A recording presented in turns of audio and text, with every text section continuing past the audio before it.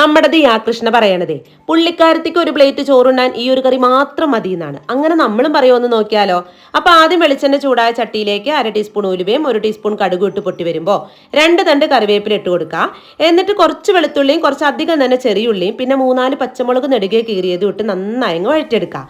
വഴറ്റുന്നതിൻ്റെ ഇടയിലായിട്ട് ആവശ്യത്തിനുള്ള ഉപ്പും ചെറിയൊരു തക്കാളി കട്ട് ചെയ്തതും കൂടി ഇട്ട് കൊടുത്തിട്ട് വേണം നന്നായി തന്നെ അങ്ങ് വഴറ്റെടുക്കാൻ കേട്ടോ. പിന്നെ കുറേ പേര് എന്നോട് ചോദിച്ചൊരു കാര്യമാണ്, സ്കൂളൊക്കെ തുറന്നല്ലോ, ഈ തിരക്കിനിടയിൽ കുട്ടികളുടെ പഠന കാര്യങ്ങളൊക്കെ എങ്ങനെയാ മാനേജ് ചെയ്യുന്നതെന്നുള്ളത്. പക്ഷേ അക്കാര്യത്തിൽ എനിക്ക് ഒരു ടെൻഷനും ഇല്ല. മോനിപ്പോൾ ആൽബിഡോയുടെ ഓൺലൈൻ സ്കൂളിംഗ് ആണ് അറ്റൻഡ് ചെയ്യുന്നത്. ഈ ഓരോ വർഷം കഴിയും തോറും കുട്ടികളുടെ പഠനഭാരവും മാനസിക സമ്മർദ്ദവും കൂടുന്നതിനനുസരിച്ച് നമ്മുടെ ആശങ്കയും കൂടി വരികയാണല്ലേ.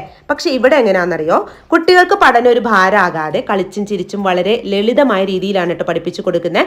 പിന്നെ ഈ സ്കൂളിലെ തിരക്കുകൾക്കും ഹോംവർക്കിൻ്റെ ഒക്കെ ഇടയിൽ അവർക്കൊരു സ്പെഷ്യൽ അറ്റൻഷൻ കിട്ടുന്നുണ്ടാവില്ല.